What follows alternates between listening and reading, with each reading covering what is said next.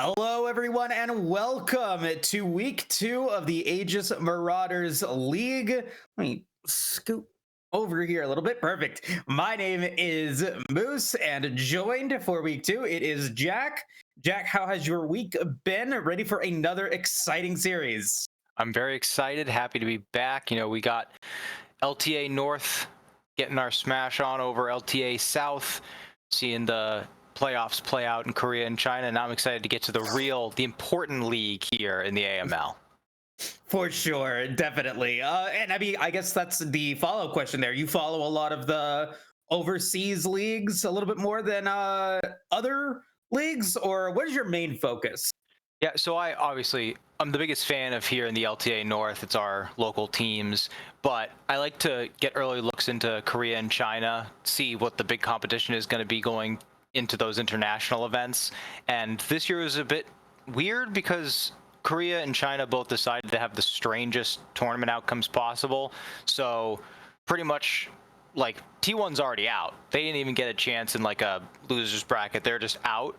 So we've got a lot of interesting outcomes. I think that first stand is going to be pretty fun, seeing mostly new teams competing. It's going to be fun. You'll have to tell us about it as it progresses. But let's go ahead and talk about this week 2 matchup that we're going to be having on the stream today. Boomers over Zoomers versus Stasis Gaming Resurgence. Now, I want to start with Stasis Gaming. 4 of those members going to be familiar faces. You might see them as Sigma Boy on the screen there, but no, that is actually Havoc, Gecko, Marcote, players that won in the AML 2 seasons ago and had a pretty good run in last season. And so looking to continue that trend, this is going to be their first week of play that is going to affect their standing within the Void division. They had their cross group match last week, and their opponent going to be Boomers over Zoomers, coming in with a couple of familiar faces of themselves. Baywinet, Overrate, General Ziliana, Gritty, Jam, winning their first game against High Alert Eclipse in week 1. Look to do it pretty handily as well. So we're looking at 2 teams with familiar faces here for the AML. Hopefully going to give us a really fun run for their money. Yeah, I am probably, of every player I've looked at in this league, have been most impressed when looking at Boy Bennett. The guy has over 300 games played in solo queue this year already, and it is on an incredible variety of champions. He has, extreme proficiency in everything that's meta, and dozens of games on multiple pocket picks that are incredible flexes that you would never think would ever be pulled out. But he's putting in the practice, they're putting in the scrims, and when you talk about Stasis Gaming Resurgence, the camaraderie I've seen in just the Discord between Havoc, Mags, and Geico have been, it's clear that these guys enjoy playing with each other. I asked for comments from the Discord if anyone wanted to say anything, and the only thing that Havoc had to say was make sure to yell mid-diff if Mags ever gets killed in lane. So they're clearly really enjoying this start, and Jerry X in the jungle there, looking at his solo queue, seems very proficient. And also, I reached out to him for comment about their performance in week 1, and he says, this is the first time this team's getting together right here. It's an early slump, but we are much better than we showed last week. And with Boomers over Zoomers expecting to have a potential E-sub coming in, I'm hopeful as well that Stasis Gaming Resurgence can have a good showing this week. Yeah, and with already Stasis Gaming taking their first or their only cross group play for the season, they're now going to be looking to make their statement within the Void division. Right now they're at that 0-0 mark, Boomer over Zoomer, with the lead with that 2-0 record. Forgotten Kingdom a little bit behind, but still won their series against Rubber Ducky Gaming. And now let's go ahead and get into the bans. The start of game one. Boomers over Zoomers going to be on blue side. And they're going to take away some of those staple picks in the jungle. Skarner and Lilia going to be taken out. And meanwhile, Stasis Gaming also going to take out that Kindred as well as that Ashe, which should be pretty deadly in the right hands. Yeah, a lot of really common picks. The Kindred seems to be a big champ for a lot of junglers in this league specifically. We saw last week Archer getting that Kindred was a real game changer. Pantheon's a great flex. Already seeing, potentially 4 jungle bans coming out right away. And you've still got a lot of power picks available to you this first pick. Kallista's through. I don't know how many ADs in this league are proficient in that. Still got the Vi, the Varus, Corki too down there. So a lot of good power picks available with this first pick. But Viego is going to be the grab. It is, looking throughout this entire league, it seems almost every jungler seems to be a huge fan of this champion. And even with some nerfs coming out that were deemed to be pretty damning, it seems like a lot of people are still loving this Viego pick. I agree with that. The ability to be able to use that Heartbreaker, get those resets multiple times. It is a fairly stable jungler into multiple matchups. Stasis Gaming going to be going for the Varus on to Gecko. We'll see where Coat wants to pair with it. There's some pretty strong front lines still available. The Braum, the Nautilus, even a Leona. Maybe they want to go for something a little bit more Enchanter heavy focused. But the Taliyah is going to be that R2.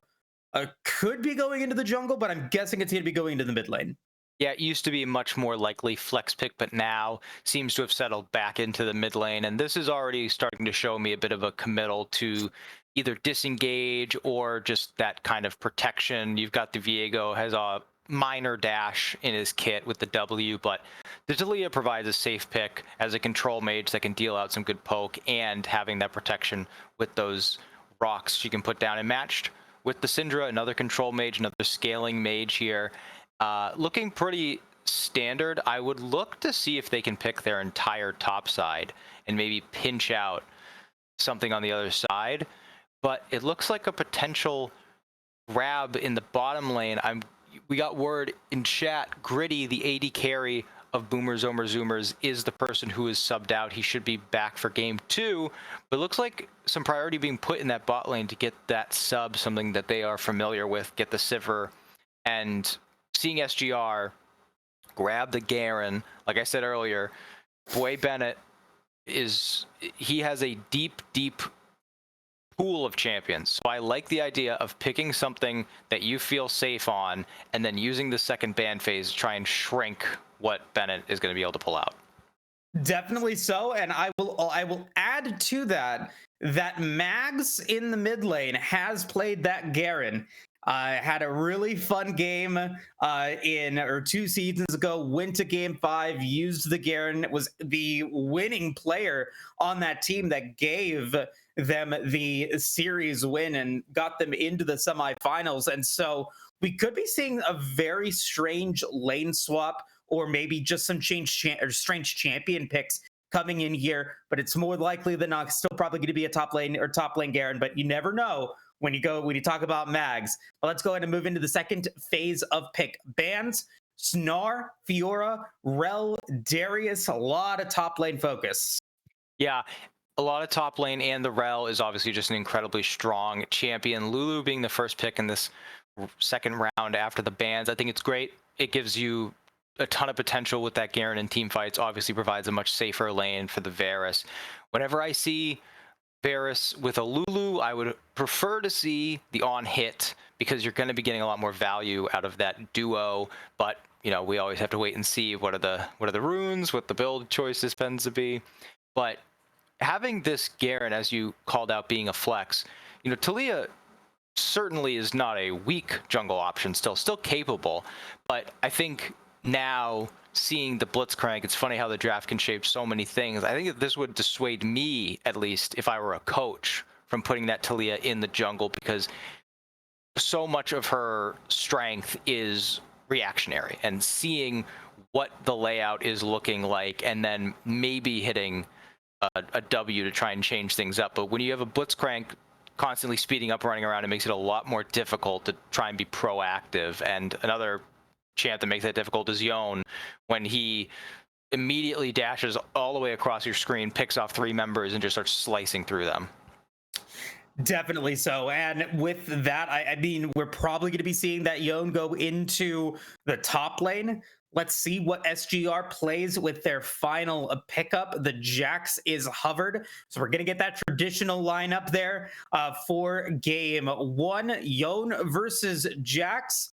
So it's tough. You always gotta make sure that that R5 pick is super effective here. And so what are we going to look at from this Jax to succeed?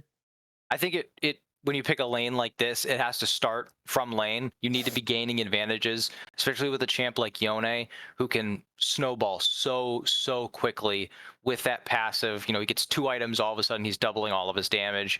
And with the Jax I've been seeing recently, you know, this could quickly, depending on Bennett's ability, which I know we've talked very highly about, turn into a very either useful or useless Jax. If you see that AP build come out, I know it got buffed, but I really haven't seen anything that showed me that AP Jax can really take over a game the way a general bruiser Jax can. And we're even still going to have to wait to see what they get into when the game starts, because this could be Jax jungle, Talia mid, Garen top. You know, this is still a very flexible draft. I really like what SGA has cooked up here. I agree. You know, very flexible, very fluid. Anything is possible, and we'll see what Stasis Gaming decides to go for. And I'm just curious again. I'm curious to see what SGR is going to end up drafting, or where these champions are going to be drafting towards. That's what you get when you have the players here in that master level style of play. There's still that room to go for those different compositions, those different picks in lanes. And if you're really that good at the champion, you can just still snowball it, and it can be very fun to watch. But let's go ahead. Let's jump into the Dragon Draft really quick here, Jack. I failed last week at getting any of the dragons correct. We ended with an Ocean Soul, so 2 Ocean Souls so far, and a Chemtech. And I'm going to start this week off with the Cloud Soul. All right, Cloud. I think I'm going to stick with my week 1 strategy for this early one, and let's grab Chemtech and Hextech. Okay. I feel like going for the Ocean Soul is going to be the mistake. And now saying it into existence, it's probably going to be the mistake not choosing it. And now I don't know what to do, so I'm just gonna go for it. I'm gonna go with the Infernal Soul. I'm gonna go with the Mountain Soul. So I'm gonna leave you with Ocean. We'll see if I was correct or not. Either way, gonna be a very fun match. Should be a very fun and exciting series. So folks, don't go anywhere. Or if you do go anywhere, be back in about 3 minutes time. We'll get started with game 1. We'll see you soon.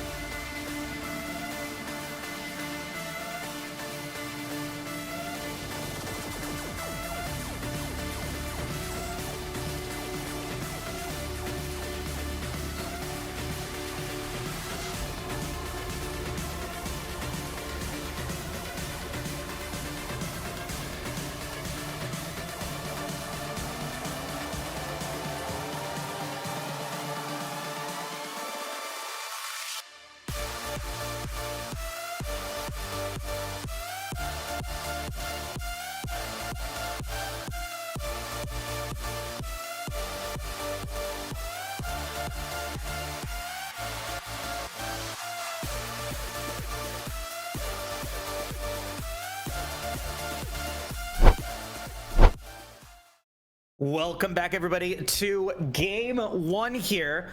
Week 2 of the AML regular season is still relatively young with the aggressive regular season. Then moving into that qualifiers, every single game of the regular season definitely matters more.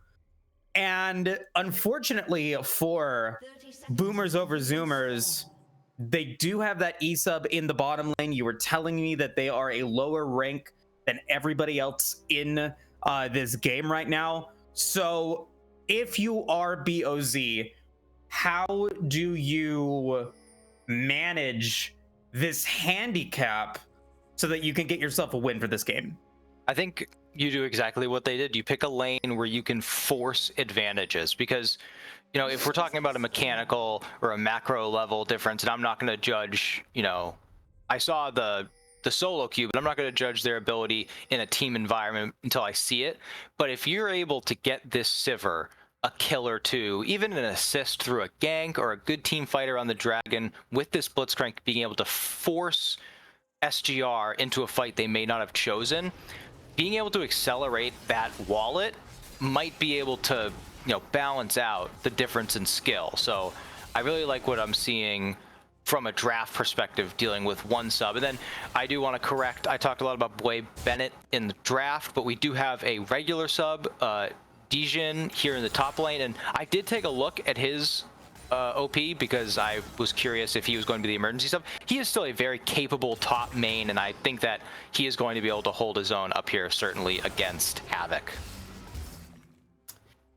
I'm very frustrated at Stasis Gaming right now with 3 of their players going with the Sigma Boy for their names. It's going to be very difficult to remember them, but it is going to be Havoc playing that Jax. It's going to be Mags playing the Garen, and it's going to end up being Gecko playing the Varus. So it is going to be that Garen in the mid lane, and you were talking about that concern about having the Talia in the jungle.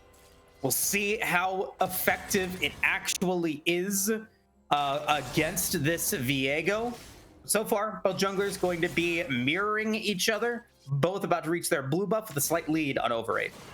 Yeah, and I put my hand up. I don't remember exactly which patch it was that began to hurt Talia in the jungle. I believe her E got changed the way it dealt damage, and it made her clear a bit tougher, but it still isn't, a bad pick right now, especially when you're going for a Jax top, Garen mid setup. You need some ability power on the team, and it could have been a Lilia or a Zyra brand, but as long as you had some sort of magic damage coming out of the jungle, I think you were going to end up being all right.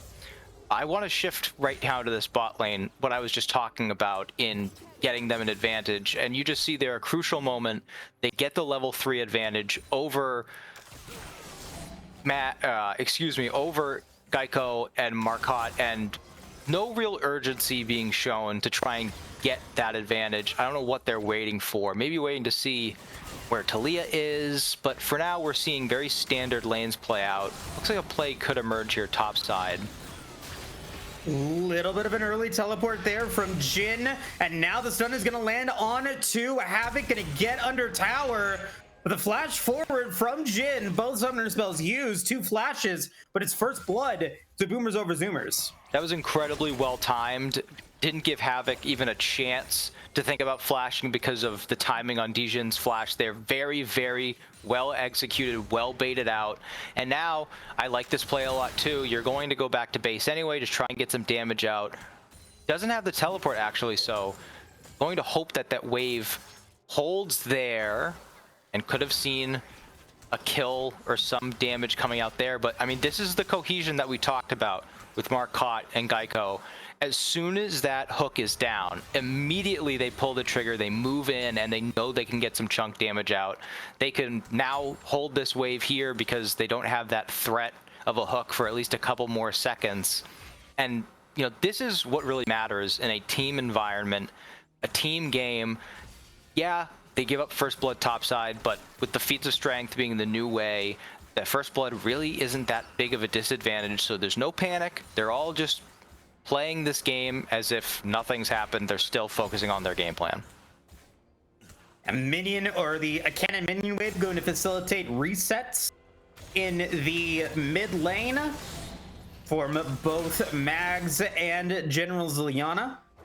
Jin ended up losing that cannon minion last, or in their back, so a slight CS advantage for Havoc in the top lane. We're gonna get our first buys here from General Ziliana, gonna go for the Dark Seal and the Lost Chapter. And as we go back again to the top lane, we're seeing Jin get kind of bullied here after that back, and to be very low on HP. No more pots, or no more refillable potion stacks available to them, but they do have assistance from Overraid. They do. I'm not sure if he was seen on a ward. I would assume not, based on how Havoc is walking up there, but a ton of damage coming down. I think he might still be dead. Oh, missed. Oh boy, gonna be enough there. That's gonna be a kill for Gecko, and in the mid lane, a gank from Jerry, not yet level 6. was able to force out the flash from General Ziliana to avoid that seismic shove.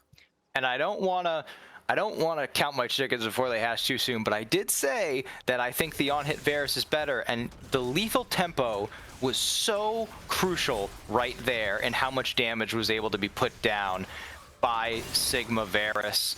I mean, just goes to show these early decisions when it comes to some of these champions with flexible builds can actually impact your game very early on. And so now Varus gets to go back to lane with an extra 300 gold after they pick up this dragon because of their pressure.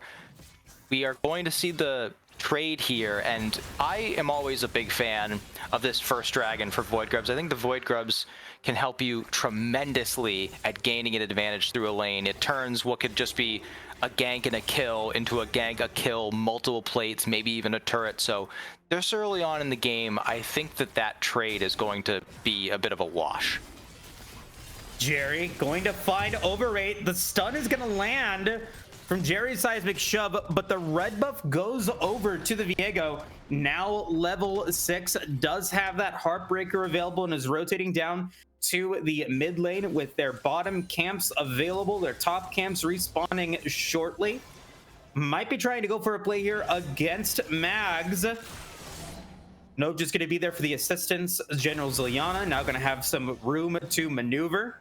Jerry also in position, but it does look like Overrate going to go down to the bottom side of the rift, and we'll see Jerry do the same with their blue buff spawning shortly. Yeah, a lot of trading going on here in this top side. Not a lot of fear being shown by Jhin.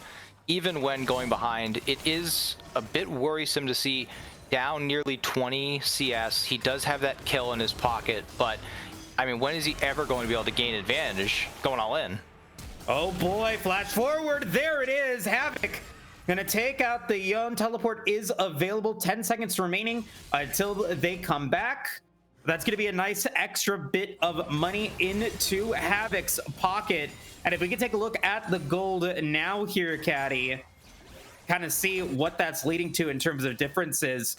Good advantage in gold for Overrate and General Ziliana, but huge advantages, almost 500 gold each for both Havoc and Gecko, as a chance of corruption is going to land in on to Marquez. And now we got a good dodge of that rocket grab. Flash not yet available for Sigma, but they do have that barrier, do have the wild growth. It's going to be Marco being able to keep the Viego alive, and now they're in a great position. Here comes Mags. Here comes the rest of Stasis Gaming. They will pick up 2, and they'll turn that play around. I mean, incredibly played by Sigma Varus there. Just no fear, knows his team is coming, baits out every single ability, dodges them all in the alcove, and you see the immediate move from Mags in the mid lane, from the Talia in the jungle. There's no hesitation from anyone, and like you said, just no fear. Geico knows all of that's coming, and he knows if I just dodge this, even traps himself in the alcove, trusting Marcotte, uses the heal, uses the overgrowth. I mean, he gets so much for it. And now you're seeing a real tangible advantage now. You get the pickaxe, the recurve bow, the berserker's greaves. You are so far ahead on this Varus. And I want to point out some other items that we're getting across the board. The Garen has a Tiamat now, so when he backed for just the swiftness boots, I actually like that decision making from Mags there, understanding there's no AD item that is going to put me in a position to solo kill this Syndra ever. So let me just get the swiftness boots. I can dodge out some more of those spheres, and I can hope to just hold my own.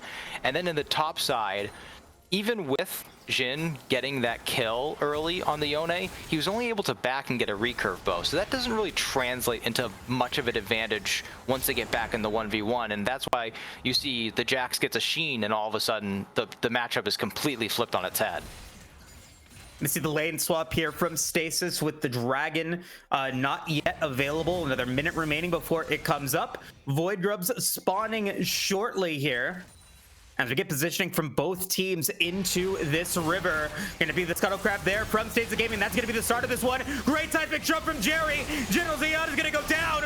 Overrate is extremely low, as Varus is gonna be able to get him with a rain of arrows. That's gonna be 1 kill for Boomers over Zoomers, as Left is able to take out Sigma Boy. But now That is going to end the fight. No teleport needed from Havoc. Going to be able to get some damage into that tower in the bottom lane. They're going to get the Void Grubs, and they will increase this gold lead to over 3,000.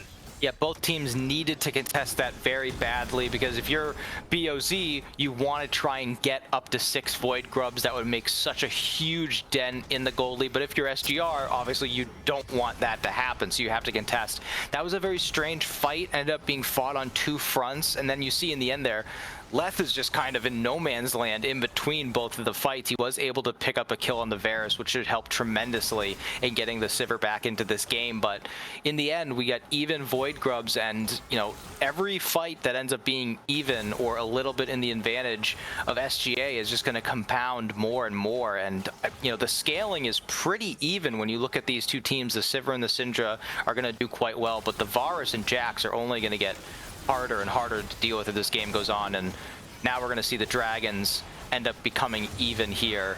So we got Infernal and Cloud, and now we have Ocean Soul coming down. That's going to prove very, very good for the team with, you know, 2 melee bruisers that want to just go in. Having that Ocean Soul would be very, very helpful.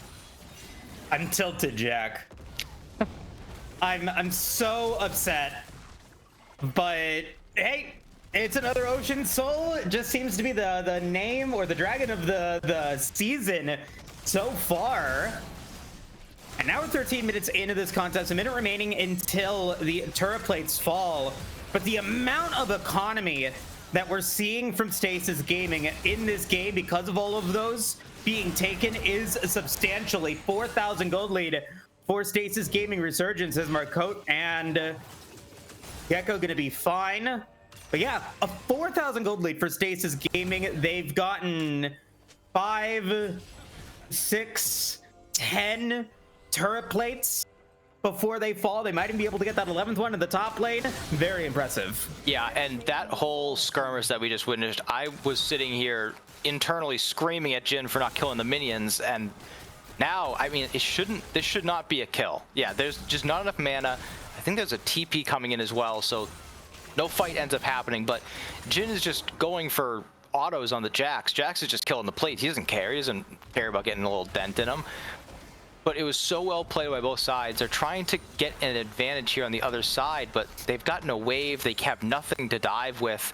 Just really a misplay there on the top side. And you're seeing across the board here, BOZ is still trying to defend while also finding some skirmishes, but if you don't end up getting anything, and Jhin sacked another good chunk of gold there, how far behind can you afford to fall when the Jax is getting 20, 30 CS up, has the Triforce finished, they have the feet and he has the armor boots. You see Talia has the Black Torch. I mean, it's starting to get to a point where your saving graces end up getting less and less. Well, this could be huge for them. We'll see if Mags is able to get out. They've got no assistance. Pardon me, that is Havoc. But no, Jhin is going to be the one that's in trouble here. Not going to fall. Overrated is going to be able to take out the Jax. 30 seconds until they come back. Let's see what the rest of Stasis Gaming Resurgence is going to do. They've got 2 members going towards the mid lane. You've got Mags waiting inside the jungle. General Zilyana going to sniff that out. Going to go for the scout of the week. So they will be just fine. But yeah, a little bit of gold going back into Boomer Resumer's pockets. And I don't mind that gold going into your jungler overrate. Oh, especially not when he's playing a champion like Viego. That can be such a game changer in these big team fights. When you're facing these 2 melee champs, those skirmishes are going to get really bloody, and having the resets, getting onto the Garen, getting onto the Jax, being able to just hop around, get those speed ups is going to be huge. Jhin is going to have to be careful here because there's a lot of CC that can come out from these champs. Oh boy, gonna go for the Fate Sealed. It's not gonna matter. Oh my lord. That's the power of that piercing arrow. Getting those 3 blighted stacks on easily, but there comes the rocket grab in onto Jerry, gonna be able to flash away. Gonna get a nice stun on Overrate. That one small dash is gonna mean the difference between him winning and dying.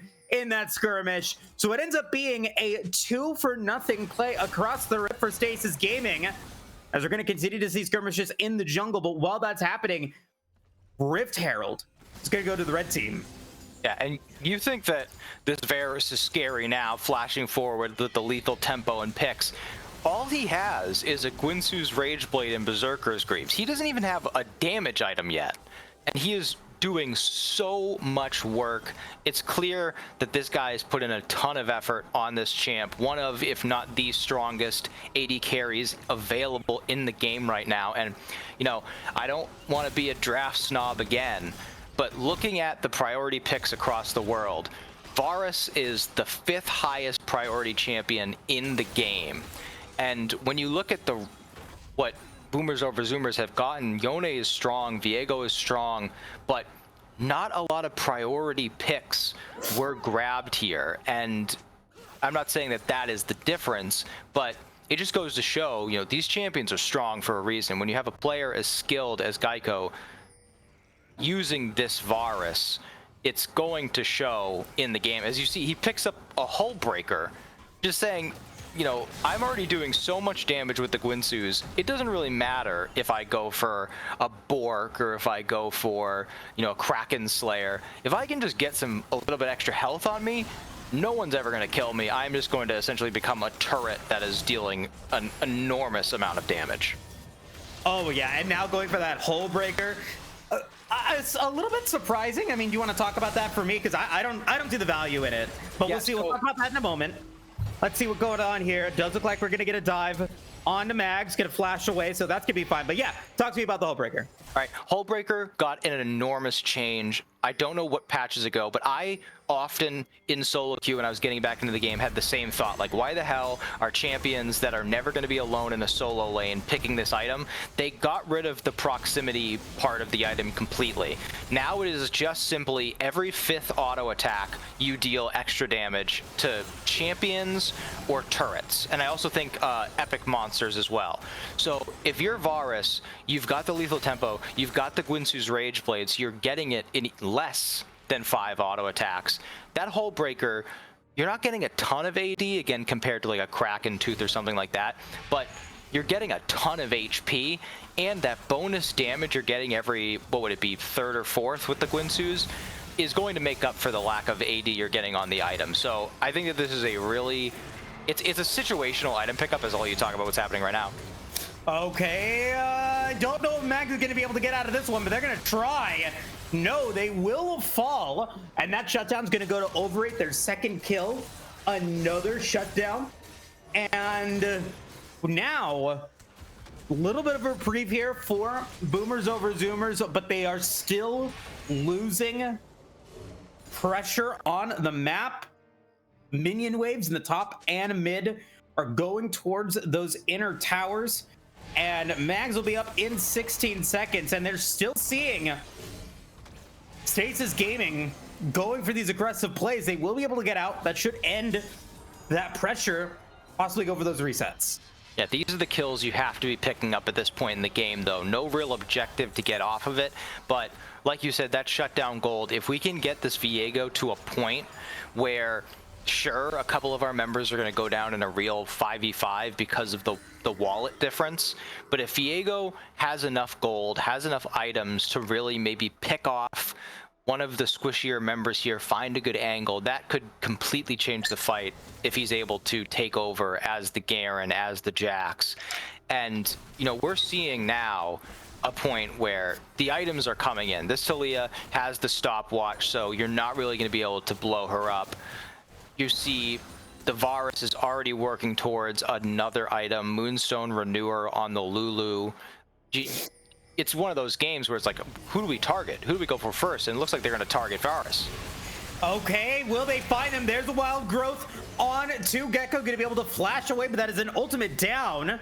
However, with the earlier pressure in the top and mid lane, Stasis Gaming does have control of the river and can go for that voracious Otacon to potentially find extra power for themselves, and they should be able to do it with Marquez going down on that Blitzcrank. Yes, there it is. That's going to open up a lot of possibilities for Stasis Gaming. I mean, that's crushing. You try and pick off the Varus, all you end up getting is his flash and the Lulu ultimate, but then you stay behind. I understand the thought process there from Jam, thinking, you know, we just got all of that damage onto him, got the flash. They're probably just going to back off, but he doesn't back off. The whole team walks up, and now you're in a point where down a member, there's just no chance at contesting. And this is, you know, Voracious Otacon. Actually, I think, no, I mean, even if he does die, it's just the revive. Yeah, so, no goal. Yeah, I mean, so it really doesn't make as big of a dent. If they do get this turret, that would be something. But, I mean, the Voracious Otacon, in my opinion, if you're the team that's ahead, it's one of the strongest objectives I've ever seen in this game. The ability to commit to a all-in that might be, you know, only a 30% chance of winning that fight, knowing everyone has the revive, you're giving over such less gold. It changes everything, because if you do get that risky play, then the game's just over. Indeed, but now we're gonna get a play in the mid lane. No extra wild growth or momentum there for Gecko, going to end up getting that withdraw. So that might be that play that you were talking about. Yes, it sucks that Gecko loses their Guardian Angel, but they get two inner turrets down, and they get the lead back up to 6,000 as the fourth dragon of the game will now spawn. Mags is there, but it is still going down relatively quickly. Yeah, I don't think they get back in time for the steal. That pick onto Geico ended up actually being very meaningful. Mag's is in a hard spot to get out of here, though. He's going to have to run for the hills, and they might look just to run him down. And they are. There comes the Weaver's Wall. Huge Weaver's Wall from Jerry, as Jin's going to be forced to flash away. Here comes Mags back into this one. Judgment is available. Nice scout of the week from General Ziliana. Going to flash away back to safety, but Jin does fall, so that is one member of Boomers over Zoomers down, and they still have 3 of those Guardian Angels available, and they could go in for one of those plays to potentially end the game. Yeah, and this is exactly that. They know that Leth has so much wave clear, so they're gonna have to make this count. And they're gonna get one of those Guardian Angels down. That's gonna be 2 of those Guardian Angels down, when they go right back to their base. They end up getting 2 kills for that, as well as that bottom lane inhibitor. And we still have less than a minute, or we still have over a minute before Baron spawns. I mean, if you can't get this Varus down, you are just not going to win a fight. There is so much damage coming out of Geico right now. And that's not even talking about the protection Marcote's going to get with all of those abilities, barrier on the Varus as well. So that pick was huge. Getting that dragon and slowing down the stacking is going to prove to be very important. But if they can't get a team fight where they're able to kill the Varus, I don't know how they're going to actually be able to contest the Barons, contest these dragons going forward. The only reason that Varus ends up getting picked off is because he knows that he has that revive, and it still took the flash from Blitzcrank to even make that possible. That's not going to be up by the time Baron spawns. No, it will not, and we're going to see Baron spawning now. Not a lot of vision from either team on the top side of the Rift at the moment, but they are now seeing Stasis Gaming going up that top side of the Rift, going to go in for some defensive wars on their side of the jungle, and are now looking to get some of that vision out that was just placed by Boomers over Zoomers, and now they have complete river control. Yeah, and on the bright side, let's look at some good things for Boomers over Zoomers. A lot of their carries have their items. The Sundered Sky and Triforce onto Viego. You have a crit item onto Yone. The Black Torch and Cosmic Drive onto Cinder's gonna be a lot of damage. Great items on the Sivir, but I mean, they just don't really have an avenue to contest the Baron, and this is a losing fight for Jin. So, you know, they're gonna have to play this damn near perfect if they're gonna win this team fight. There goes the Chains of Corruption. That's gonna put GM into a very bad spot, and they will end up going down. It is still a 3v4 at the Baron pit, and they're going to retreat, going to go back over to the tower in the top lane, potentially pick that one up. Meanwhile, that entire time, that minion wave in the bottom is continuing to push further and further forward. Over it, going to be able to dodge that, going to go golden. Nicely done there by Havoc, but now they're very low. Not going to be enough for them to die. Barely able to get out. That's more kills for Stasis Gaming Resurgence. Jerry's gonna flash forward, gonna go golden right at the close, or right at the final tick of their health bar. Will get shut down by General Ziliana, but that's the only AP or only damage threat available as the teleport's gonna come in, and this might be the end play here for Stasis Gaming. Yeah, just everything seemed mistimed there. Leth went to the mid lane, maybe even could have got that tower down, but they were so afraid of SGR ending the game, they decided to come back. But because everyone was so off kilter, no one was there at the same time. Everyone just went in one by one, and now I think we're going to see the end of the game. I think so too. It's going to have to be a miracle that is not here for Boomers over Zoomers. A 27-minute game, again, on average here for the AML, but it never really felt like Boomers over Zoomers got in a point where they could steer the game in their direction. It always felt like Stasis Gaming were the ones that dictated the pace of the game, what happened and when it happened, and I think it was just a very impressive showing from them overall. Yeah, and when you're playing on a timer like that, from the perspective of Boomers over Zoomers, you have the Varus, he ends up getting a kill early on. It's extremely daunting to try and come back and get into a position where you can start a fight on an even playing field. And it's funny to see here that the damage doesn't look that big out of the Varus, but I think that just comes from the fact that there were, I can only really think of one major 5v5 that occurred. Every other time it was a pick, or maybe a fight started, but a player was killed so quickly that everyone would just disengage. It never really felt like BOZ was able to get themselves into a spot where they could actually find a member. And I think that has to do a lot with the composition here. You look, and there's the only engage they really have is Yone going in, but even still, you would have a situation where the Yone was oftentimes using that E, and now he's gonna snap back. He's screwed. They have to fight because he's just dead. Yeah, when I look at this game, I see two main issues that I think Stasis Gaming was able to exploit. One being the non-existent health that Boomers over Zoomers had on their fight. I think that's probably why we see or one of the reasons why we see those very low damage dealt meters there on the Stasis Gaming side. They were just able to eliminate them before it ever became an issue. And the other part was the complete and absolute diff that we saw in the jungle. Overrate just got annihilated by Jerry in terms of impact, and it just was super tough, I think, for Boomers over Zoomers to find any sort of momentum in the contest. And then once that 20-minute mark hit, once we saw that voracious autocon get locked down by Stasis, then there was just never a point where I felt like control was even ceded by them. So very nicely done. I think we're going to be getting some of the players from Boomers over Zoomers back after some of their technical issues on the hardware side for Game 2. We'll see if that affects the outcome of this series. And while we get that draft started, I've got an important announcement to make from our friends here at Zen Market. Have you ever had a problem longing for that special Japanese item but can't find it locally? Well, we have a solution for you. Zen Market is your one-stop solution for buying products directly from Japan. They'll help you buy items from over 10,000 shops in Japan, as well as place bids on auctions on your behalf.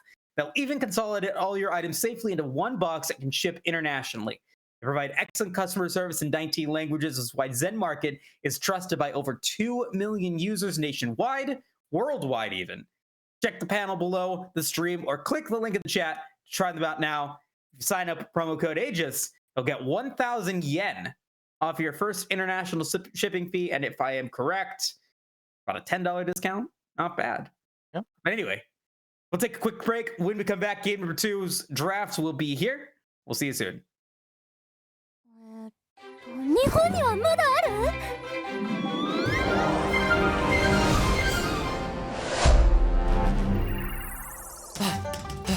急がないと在庫があるのはそこだ。遅かった。そのフィギュアを一つだけ譲ってくれんやろか。お前は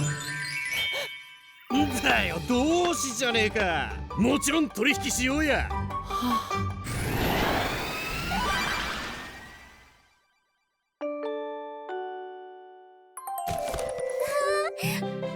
りがとう、全マーケット。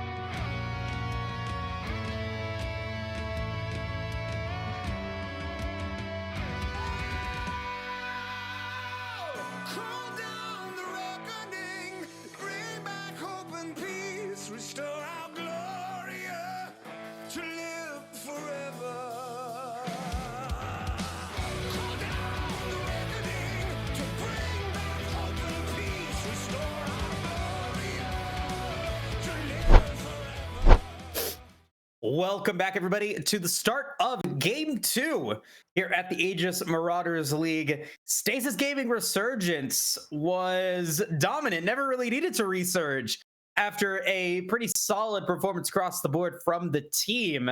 And now we've got Boomers over Zoomers looking to bounce back and win this here in Game 2. It is a fearless draft, so those champions like Garen, Viego, Talia, all those champions that you saw in Game 1 are not going to be available here.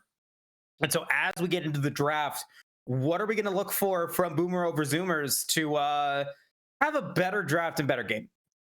I think you certainly want to have a more cohesive team composition. You don't want to have a lot of champions that, core objective in a 5v5 is completely opposite to one another.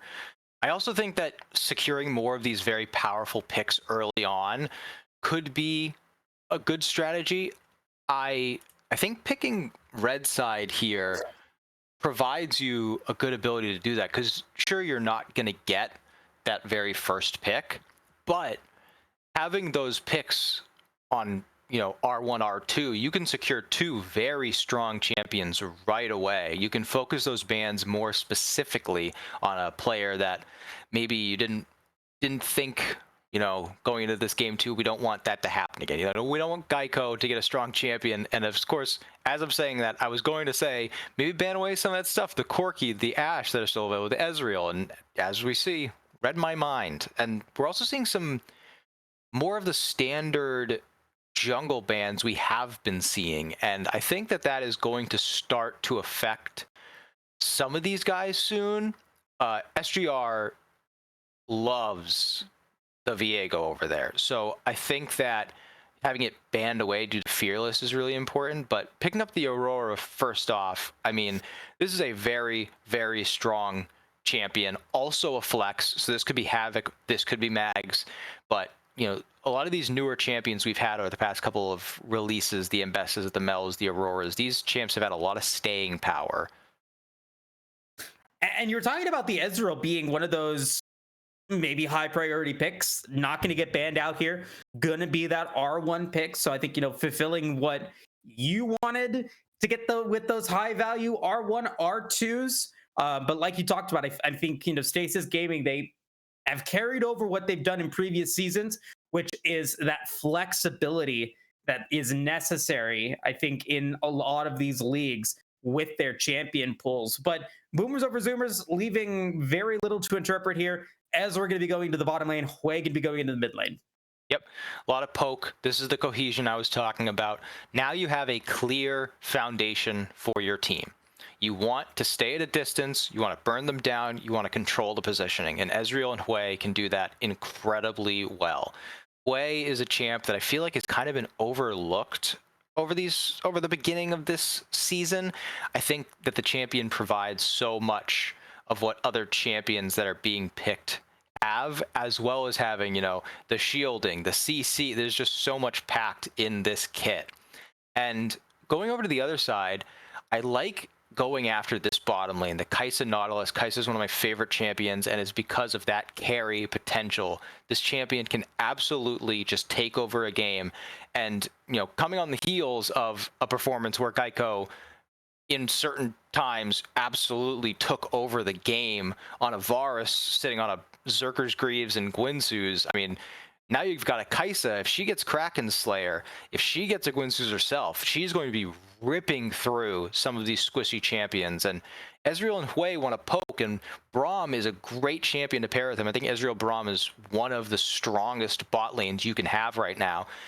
But if Kai'Sa dashes behind them and just blows up one of these champions, the rest of that team fight is going to be a disaster. Yeah, and in the lane as well, Gecko just having such a presence that was impossible to ignore. Having 4 champions battle against you in the bottom lane, you're still able to survive, you're still able to be effective. That's a big statement there. And so, yes, Boomers over Zoomers, I think, getting a very strong pickup. Nautilus having great, or not the best lane matchup against the Braum, but if you have the confidence to do what needs to be done, Gecko and Marco could really have a solid game and a solid laning phase and do exactly what they did in game one. But let's go ahead and move into the second phase of this draft, looking at those bans. Gwen and Hecarim going to get taken away. Yeah, I like the Hecarim ban. You know, what SGR need to be looking for right now is hard engage. You have a ton of damage that you can put down with the Aurora, with the Kai'Sa. Nautilus being your primary engage, though, is not probably what you're looking for. You know, that Dreadnought is probably not going to be able to get in range of the Ezreal, get in range of the Hwei. But in that laning phase, as you were talking about, Nautilus is a very, very dynamic champion where it can be used in lane to get picks. You know, if Ezreal steps out, doesn't have the E, can just grab him and then blow him up. But also, if Braum tags Kai'Sa, Nautilus can immediately just start playing extremely defensive and trying to protect and block and stun. And to transition a little bit, I love this pick, this K'Sante pick right now. I was hoping when I saw the Ezreal, I would say pick Ezreal K'Sante, because K'Sante is the strongest champion. In my opinion, he's the best champion in the game right now. I know Skarner has the super high ban rate, but because Skarner is not getting through a lot of these games, K'Sante's getting through. He's getting picked, and he's like the old Ornn meme where it's like he does everything. He's every type of champion. He can be that tank. He can be the engage. He can be the assassin. He can do everything. And so now you can go in with the K'Sante and be the front guy. And if Diana Yasuo, which we see picked on the other side, they're looking for the Wombo, that still isn't really hard engage. I think of hard engage as being able to go in and CC. So Diana's just going to go in, and if it's not a Wombo, if you're not getting more than one target with that Diana Yasuo combo, I mean, Ezreal and Hwei are just going to burn you alive, and K'Sante's just going to tank all of it. So I really like the composition I'm getting out of BOZ, but even despite what I just said, I like that SGR's draft has a clear, we know how to execute. We know how we're going to win these fights. We know how we're going to transition throughout this game. I think both teams have come away with much clearer compositions. Yeah, a lot of knockup, a lot of disruption for Boomers over Zoomers. For Stasis Gaming, I think they've also got some zone control, but they've also got the ability to execute and make the backline disappear with the right abilities, with the right, I guess, team fight positioning.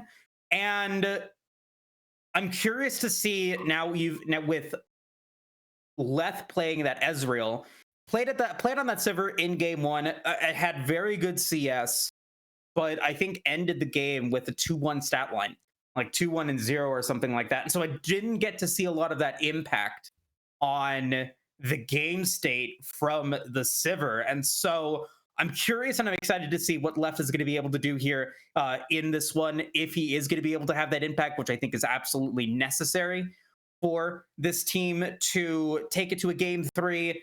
We'll definitely find out soon enough. But before we get into that quick break, we've got another Dragon Draft. You are on a roll, Jack. 4 in a row. Another Ocean Soul.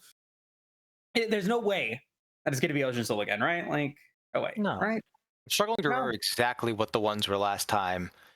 I know it was the Cloud first. The Ocean ended up being the Soul. I think it was an Infernal or a Mountain was the other one. In the last week or last game? Last game it was Cloud, Cloud, Mountain, Ocean. Okay. I'm gonna take the Chemtech away. All right. I'm just gonna go with what's strong. I'm gonna go Cloud. I'm gonna go Hextech. Okay, Cloud and Hextech for Jack. And I'm not going to go for it. If it's Ocean Soul, then it's Ocean. You just know that that's got to be the soul of this. It's definitely the soul of the season at that point. So I'm going to go with Mountain and Infernal once again. But with now the Dragon Draft in place, going to be a very exciting game.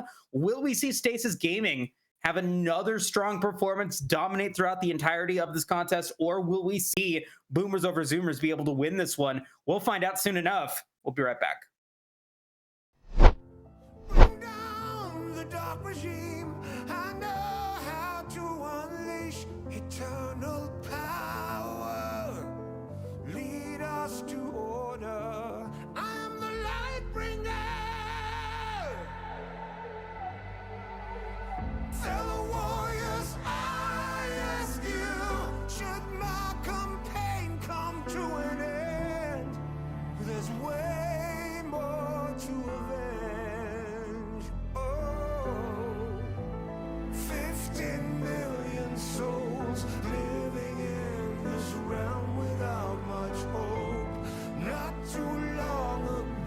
This kingdom was a golden state of hope.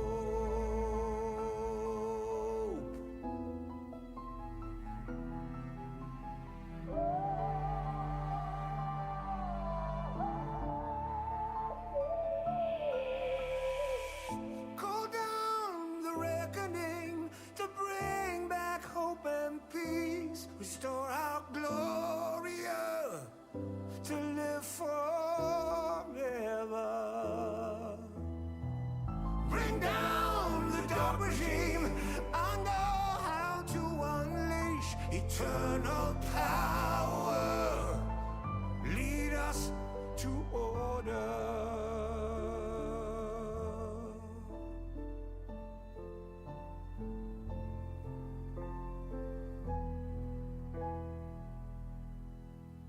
I am the light bringer.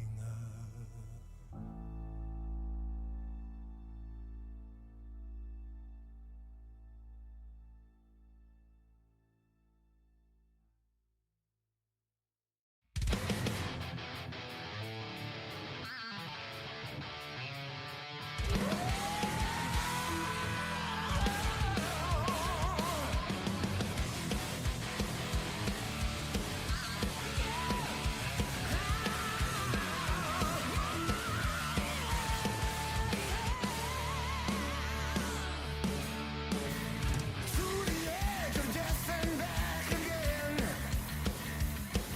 We've seen the walls come down, but here we all still stand. We're not afraid if they let us fight over. They try to extinguish us. We are done nothing death. Hear the awakened world. Scream glorious, scream courage. For here we stand in the path of victory. We made it through the fires, to redemption on the other side. And standing in the burning bright.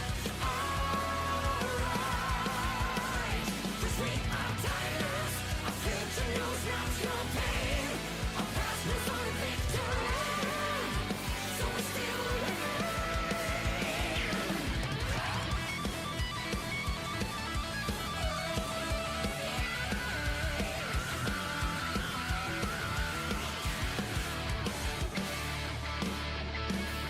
Throughout us, we're breathing back again. We've seen our scars burn red and seen them turn to flame. We're the fire that guides our destiny. Yeah, the tide to finish us. We fight until the last. Hear the awakened world. Welcome back, everybody. We are here for game number 2. Stasis Gaming looking to get their first regular season win. Boomers over Zoomers looking to take out a team with multiple AML champions in game 2 with their bottom laner back in the fray. Gritty on that Ezreal, now available. Glad to have them back. And so, I think a very telling game for Boomers over Zoomers for the remainder of this season.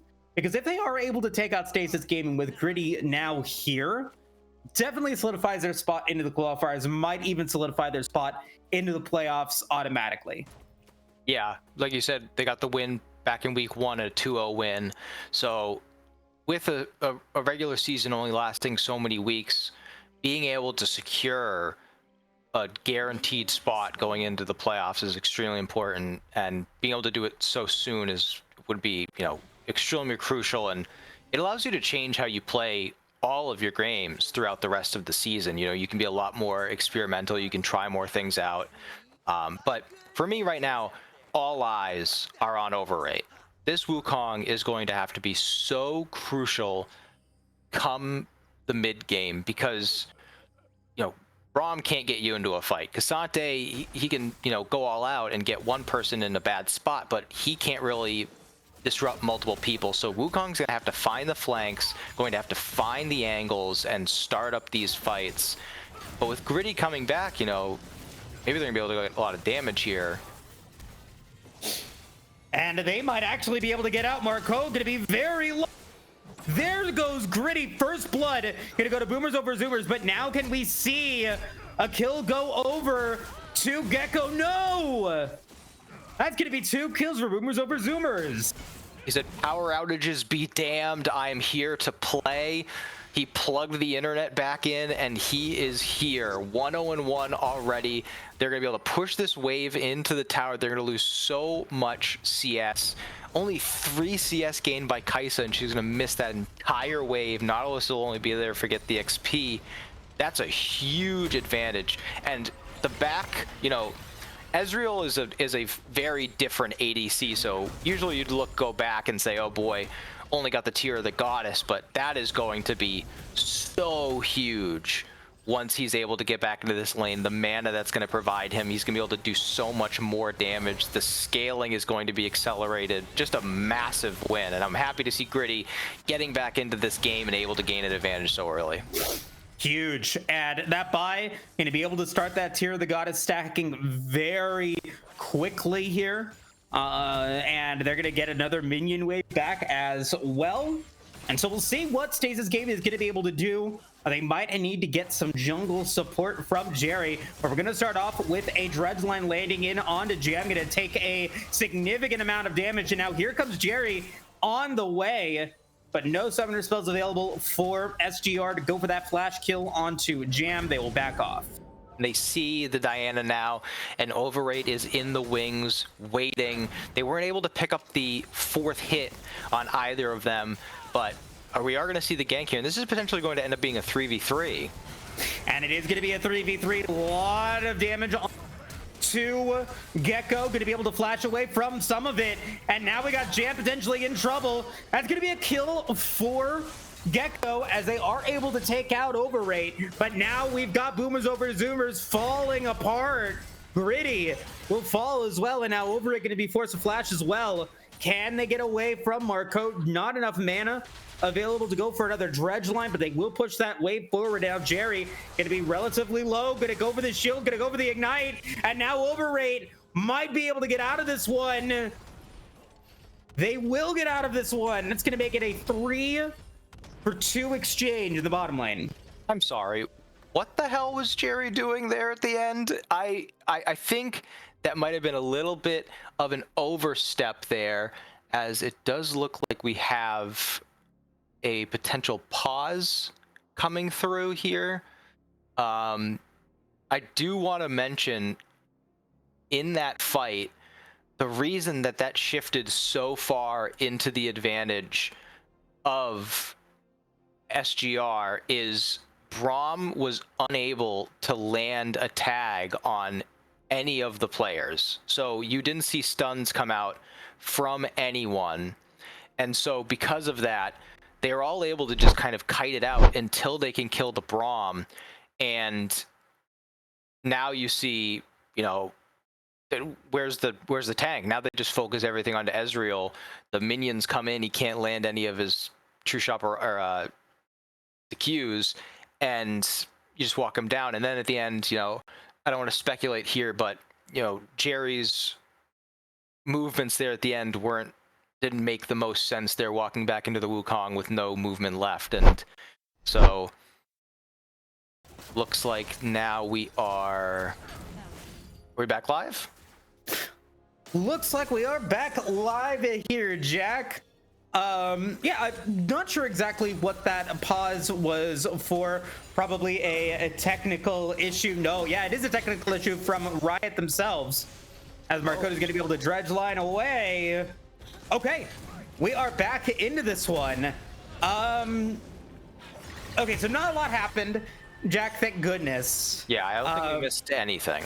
Yeah, so I think we're okay. We can go back to our regularly scheduled. Yep. So just gonna, you know, quick get back into the game. Never mind, we're gonna see another fight.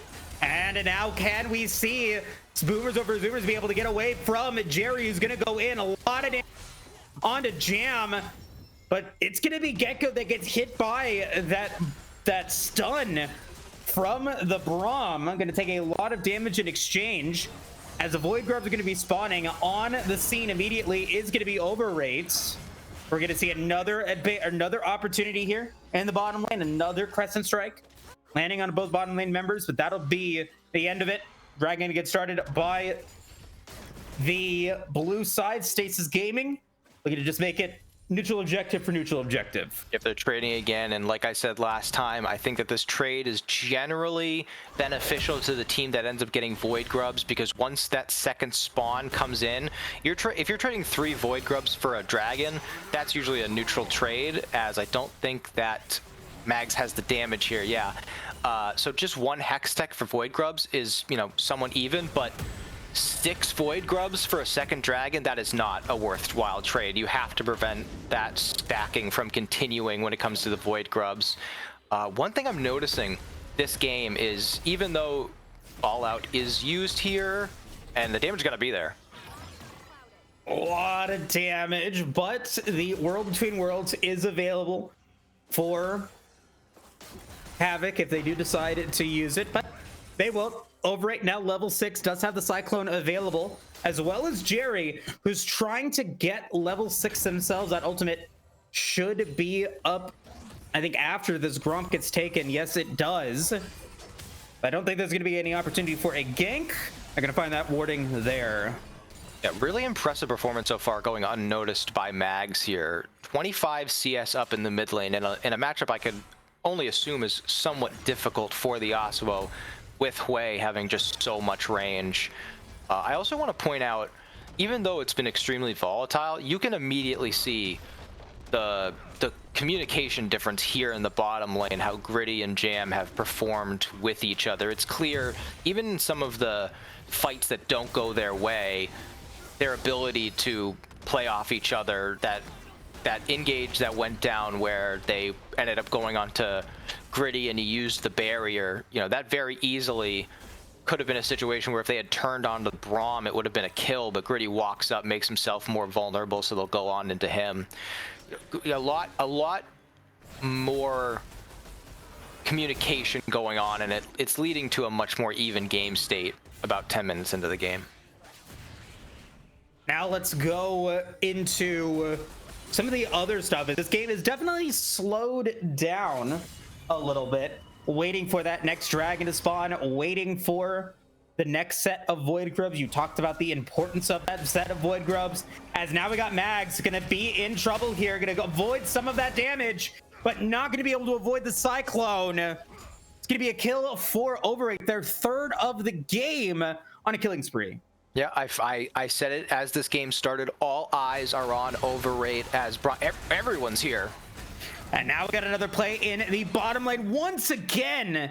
Jam and Gritty able to get under tower, not able to give Stasis Gaming the confidence to go for that all in. As we see Jerry staying still in the bottom lane. We've got Overrate on the way. They're gonna try to push up that wave quickly. But they only have 1 minion. Oh yeah, it's not going to be quick enough. So Jerry's going to try to go for the Gromp. I don't know if they're going to be able to do it. They will be able to avoid the winner's bite from Jam, but this is going to be a 3v3 here, and they are on vision, and Overrate is going to find them. Jerry going to be well in trouble. They're going to get a lot of damage though into Gritty, into Overrate.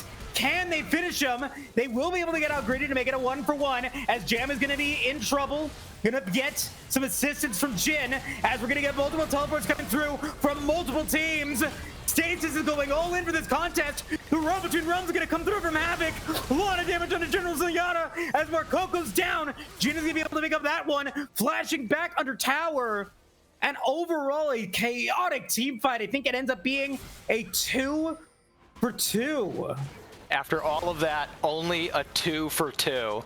And I think in the end, I would actually give the lean there for SGR, because they are going to be able to come back into this game, going over and getting the Void Grubs. As you see, Diana is already jumping onto that. They have all the pressure mid lanes. There isn't going to be an ability to contest. Also, because Overrate is on the bottom side.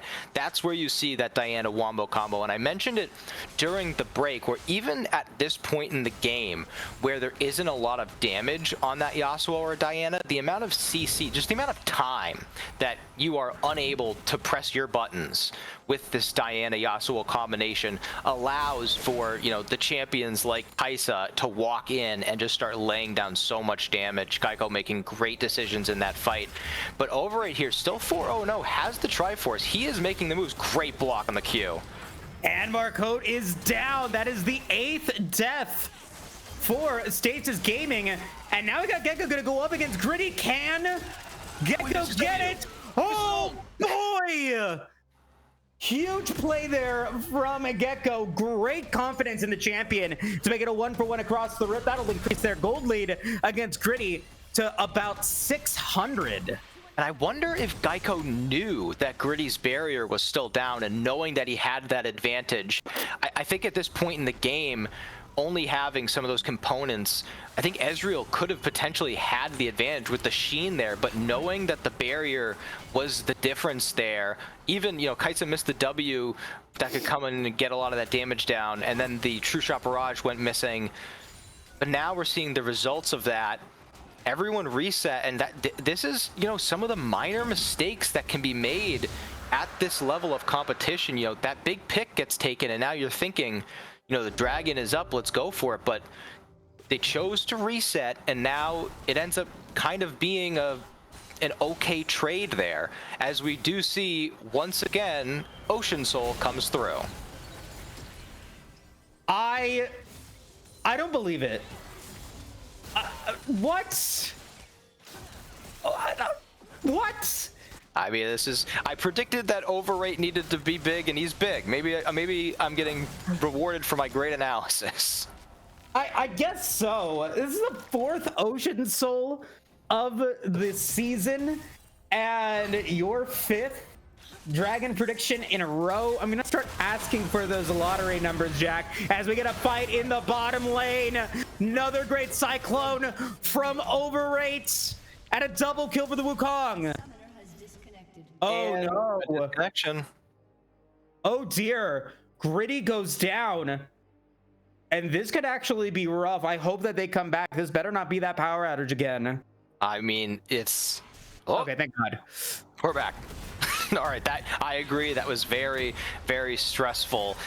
Just to briefly go, I mean, the patience shown there by Overrate, I could not be more impressed. This Wukong needed to show out, and needed to not only show out when it comes to execution, but needed to gain advantages early so that it wasn't just, you know, displacing, but actually ends up being meaningful in these team fights, as again Riot giving us a little bit of a pause there, just to keep us on our toes. You know, it's second week of the year. We were given a banger series first week, so now they just want to kind of, you know, keep us off balance, see how this, you know, new partnership really is working out.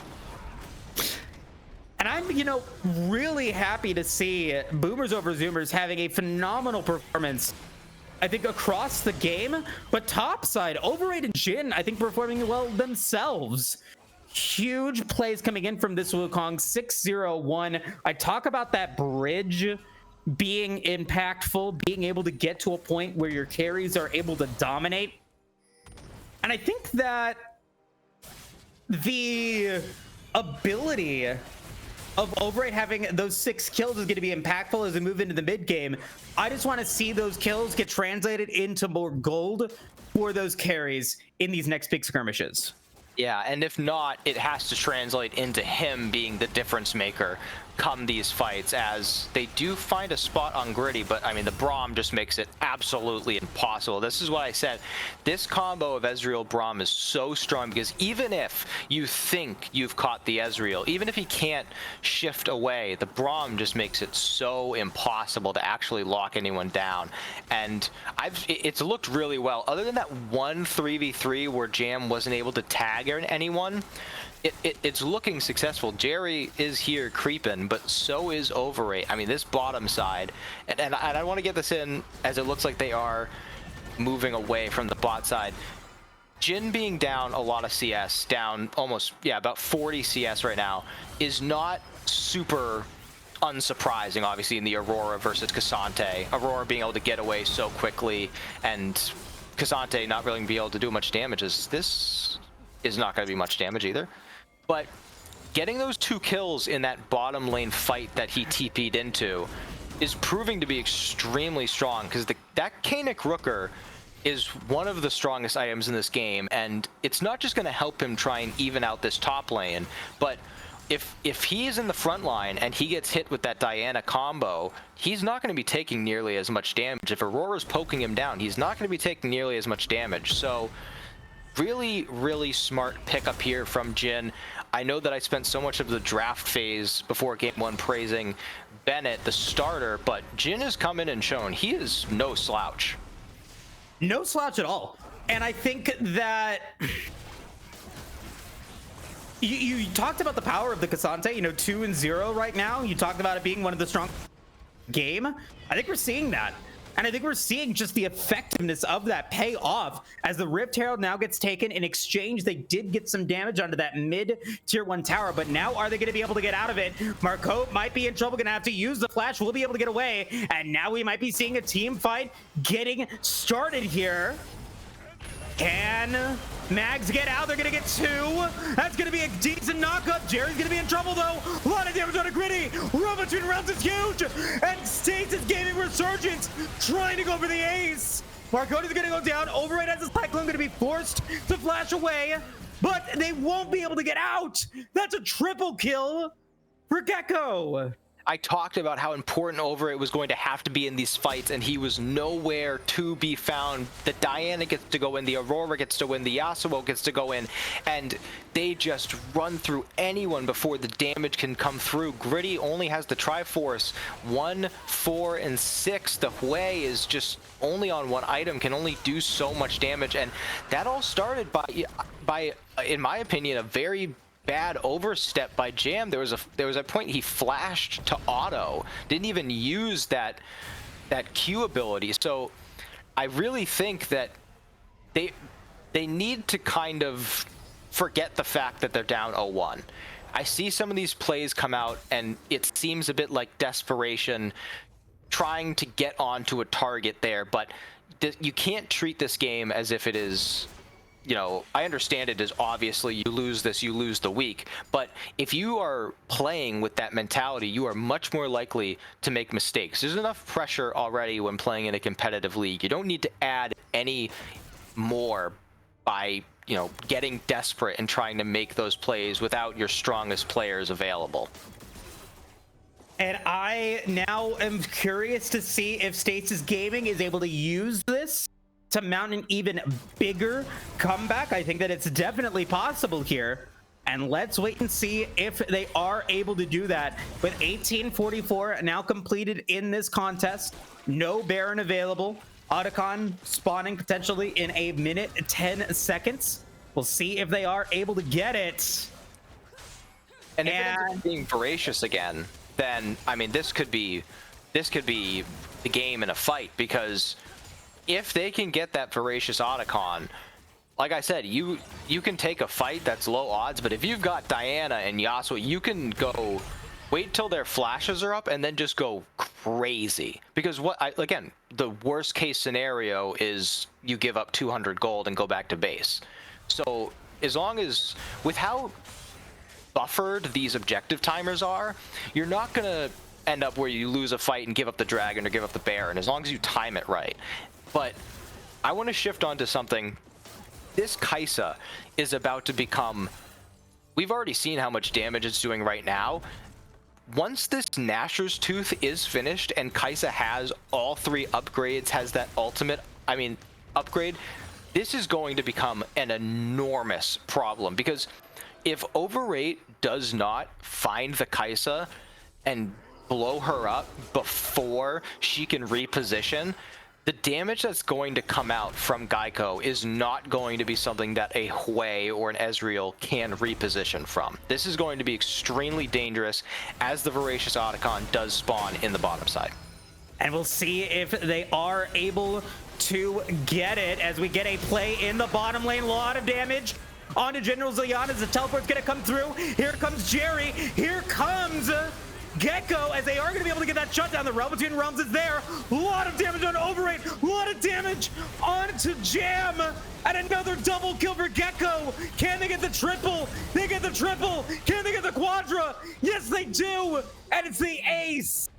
for Stasis Gaming Resurgence. And that is what I'm talking about with this on-hit Kai'Sa. If you cannot lock her down immediately, the ability to reposition while invisible, the ability to land so much damage consistently, I mean, it's something that is so difficult to deal with, and especially when you have these hard engaged champs like Diana Yasuo, it is so instinctive to target them first. I don't blame anyone for trying to kill the two champs that are right on top of your head, and then once you match that with the Aurora ult coming down, there's just so much. I understand that these guys are playing in a highly competitive environment. They are all so good at this game and have so many hours put into it, but when there's just so much going on your screen, when you are locked down for so long, it's only natural that you would try and just get the first person you see. But if you aren't able to even do that, Sigma Geico is just going to blow through your entire team. So Overrate ends up getting, you know, very, very low on multiple opponents. But if you can't stop the Kai'Sa, you're just not going to win the fight. And you've got 3 items completed here for Gecko, the Gwynsu's, the Kraken Slayer, the Nashor's Tooth. Now 10, 3, and 3, a dominant threat in this one. That early tier of the Goddess that Gritty was able to pick up has yet to be turned into that Muramana, as we're going to get a fight potentially formed. Stasis Gaming, they're going to try to initiate onto it. Gonna get a little bit of engagement here onto Marco, as they are now gonna be in trouble. Gritty's going to land it. There goes a depth charge into the knockup. Nice use of the arcane shift to be able to get away, as now we see more momentum coming in from Stasis Gaming as they're looking to get this Otacon, or at least threaten the dragon. We'll see if they're able to get it. Yeah, I mean, that's not the target you want to go into, although Kai'Sa is locked down now. Oh boy, very low. Gonna be able to get out using that killer instinct. Overrate's gonna go in. Overrate is gonna go after Gecko. But now here comes the realm between realms. The rest of Boomers over Zoomers gonna try to get the kills. They're gonna be able to get 2. There goes Mags trying to get more. Can they get out Jin? Jin's gonna be extremely low. Might be able to run away as Mags gets shut down. Stasis Gaming Resurgence is running for the hills as Gritty now gonna try to take out Marcodes. We are gonna get a little bit of a pause here. Oh my god. Games. This is the worst time to do it. Okay, there we're back. A lot of damage still available on his roar as Marcote does go down. Can Havoc get any more out of this? They cannot. And it's going to be the ace for Boomers over Zoomers. They found the perfect fight. Just a moment of mispositioning out of the Kai'Sa, and they are able to commit everything. She had been tagged by the Braum. They got so much damage down. By the time they had run away, Overrate was in a position to follow through and got so much damage. And you see, even though, I mean, it's a 4K gold lead now, but before it was closer to 7.5. There was such an advantage on SGR, but once you get rid of that Kai'Sa and it's a 4v5, it's so much more balanced. They still end up losing the Hui, but you see how much damage this Ezreal is capable of doing once you let these team fights play out after a long period of time. I mean, that was the perfect fight, and they do end up getting the dragon here. So we are even when it comes to the dragon stacking, but now we get into a very precarious macro situation where the Voracious Otacon is up, Baron's up in a minute, so if they aren't able to get this Otacon before Overrate walks down here, we're gonna get some very staggered spawns, and it could get difficult for them to handle the macro throughout the rest of this game, as this is looking to be a 1v1 here. And we'll see if they are able to get it. Yes, they do. Stasis Gaming to be able to get that Guardian Angel available, and now we've got a lot of damage coming in from Mags. Gonna be able to take that 1v1. Huge. Mags says, call me by my God-given name, Sigma Boy. Mags, 1v1 in the top, picks off the Jin, or picks off Jin playing the Cassante, and I mean, you can't convince me right now that Lethal Tempo is not the best keystone in the game. The amount of extra damage able to be put down by that rune, Baron spawning in 5 seconds. Jin will have the teleport when he respawns, so he is going to be able to join, but it's like you said, I mean, even if this doesn't end up working out on this Baron, they do have the Voracious Otacon as we see another bug pause. They are going to be able to turn without fear of giving over some big shutdowns and big amounts of gold here. So they can look for the turn here, and that's, you know, what I would advise they do, because you're going to be able to get a lot more by getting a whole team wipe and getting Baron than if you just go for the flip and not fully utilize the Voracious Otacon. Oh boy, these pauses are becoming a little bit unbearable here because I just want to wait and see what happens. And we're looking at this state right now. We've got Jhin respawning, like you said, in 4 seconds. 2 teleports still available on both sides. And as we go into this team fight, there are some big summoner spells that are still unavailable. No flash available for both Havoc or Mags. And there's no flash available for Overrate, so they're not able to go for that Cyclone yet.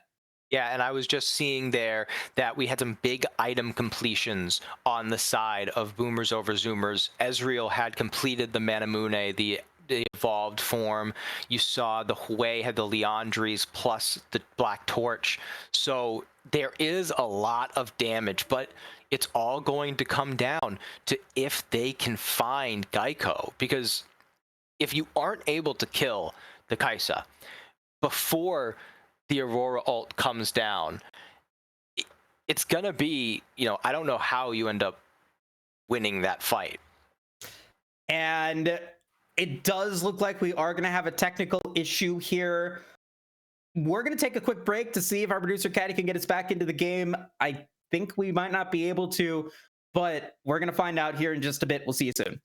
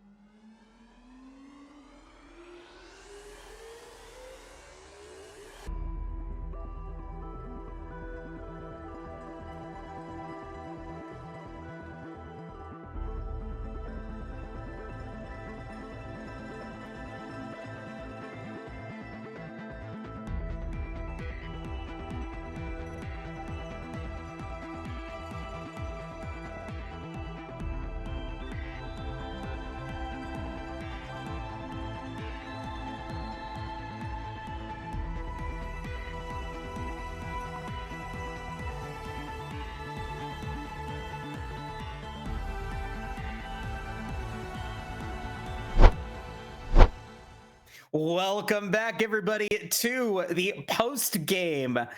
Fortunately, there seems to have been a technical issue on the spectator client, as we can expect to happen.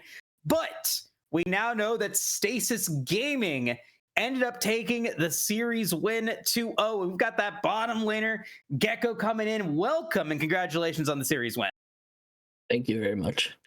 Yeah, and so you're with a team, you're with a bunch of players that were part of that winning team 2 seasons ago. You're back at it for another shot at the AML title. Tell us what the team has been up to in the last couple of seasons and how you guys ended up at Stasis Gaming. Yeah, originally we wanted to. So this team originates from Art of War, team that won. We won together 2 splits ago. We split last split, and then we decided to come back together again. Unfortunately, Nostalgia isn't with us on this team anymore, but you know, he's still my homie, so no hard feelings there. But this team came together because it's the same roster as Art of War.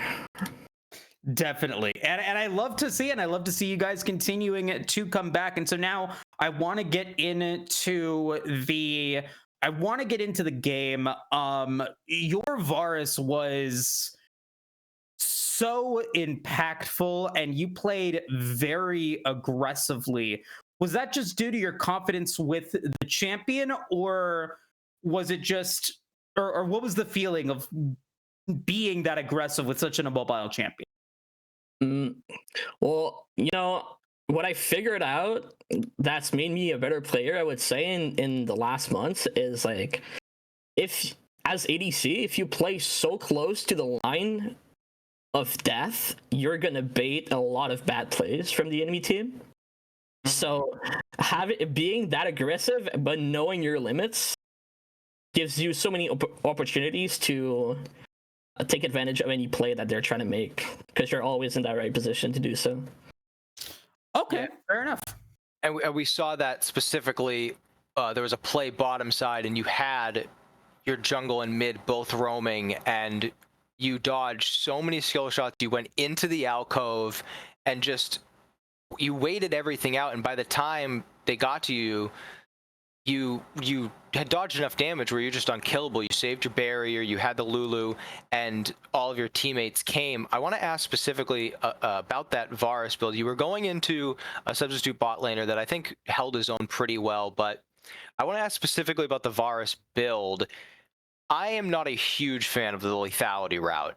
So tell me a little bit about what you think about the on-hit Varus. You went for the Hull Breaker second item, noticing how much damage you were putting out with just the Gwynsu's. What do you think of the different Varus build routes? Well, you're kind of putting me on the spot here because it's my coach's secret tech, but I'll give you a little bit of insight. Maybe other AD carries can pick that up.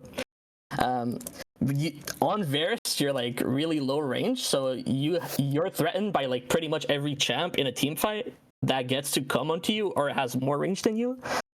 So usually you have so much damage in your W that you can afford to go any type of resistance on Varus. So people used to go Jackshow, but you're forced to go Jackshow on 4th, right? So that resistance comes like really late into the game at a point where it doesn't necessarily matter anymore. Whereas like if you go Hullbreaker this early, then you're a powerhouse for the entire game and you don't necessarily have to go another resistance item at all. Yeah, I think health is one of the most underrated stats in the game. Even sometimes you'll see in top lane, just getting a ruby crystal can sometimes be the difference in a 1v1. I want to shift now to that game 2. Playing that Kai'Sa so extremely well, and even with all of the focus in the bottom side early into the game, so many skirmishes happening down there, you were able to emerge as such a strong player in that game. I do want to ask though, the one fight that didn't seem to go your guys' way, there was a bit of a misstep at the Atacon, and you were able to get tagged by the Braum. I want to know what your thought process was in that fight and then going forward after. Yeah, it's funny that you say that because I went and rewatched that fight right after the game was over because I didn't know what happened. Is I got tagged by a Hwei W, but I didn't see the Hwei W in game, so I was like, "What? There's got to be something wrong with that." And then I looked, and the Huedayu was positioned in the bush where we did not have vision. So as I came in to auto the Cassante that was overextending a little bit from the rest of his team, I got tagged by the Huedayu, and that's how that happened. Yeah. But other than that one moment, a phenomenal game and series from you. Yeah, very impressive performance there. I think that I want to go back to game one really quick because we were really lauding your ability to be able to stay calm in a very high pressure situation. You were playing as that Varus. You ended up getting dove by attacked by 4 members of Boomers over Zoomers, and you end up going into that alcove in the bottom lane. Dodging some of those skill shots, dodging the Blitzcrank hook. You were able to survive thanks to Marco going for that wild growth, and eventually were able to get a really nice skirmish win. What's it like, and what was the thought process, the communication going through in that? Well, coming in, I think we graded for that plate, which was like a bad play to begin with. And then we saw the Viego E coming through, so we knew we were getting ganked, right? And then as I saw Blitzcrank W-ing to me, I knew that if I was getting hooked, it was basically over for us. So my first thought was this Blitzcrank needs not to touch me, so I ulted him right off the bat. And then basically the only space that I had left with Viego coming in from the top is I had to go into alcoves to dodge his W, which I did, and then Maka just carried it from there. I just kited to the last space that I had, and then whenever Maka ulted and E'd me, then I could just walk away, and then the rest of my team was there to clean up. But I don't think from my point of view, that play was that impressive, if I'm being honest. Fair enough. Well, hey, it still got you that skirmish win. You end up winning the series 2-0. You get yourself on the board in the Void division. So very nicely done. Congratulations on the series win. Any final words or comments you want to make before we let you go? Sure. Shout out to my team and shout out to enemy team.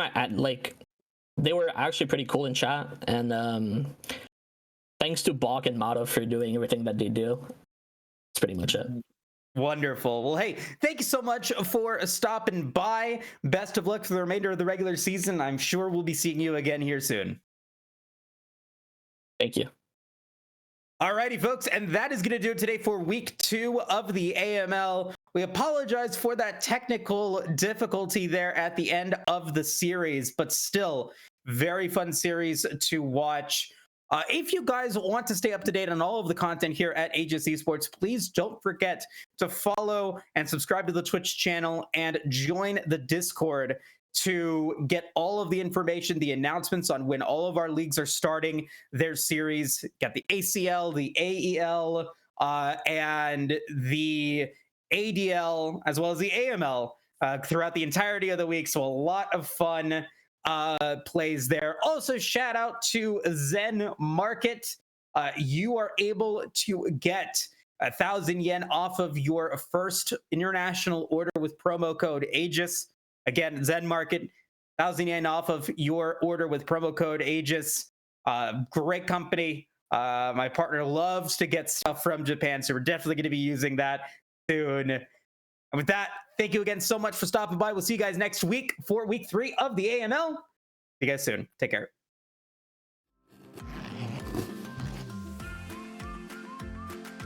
Zen Market. Zen Market. Zen Market. Zen Market. Zen Market. Zen Market. ありがとうございます。ありがとうございます。ありがとうございます。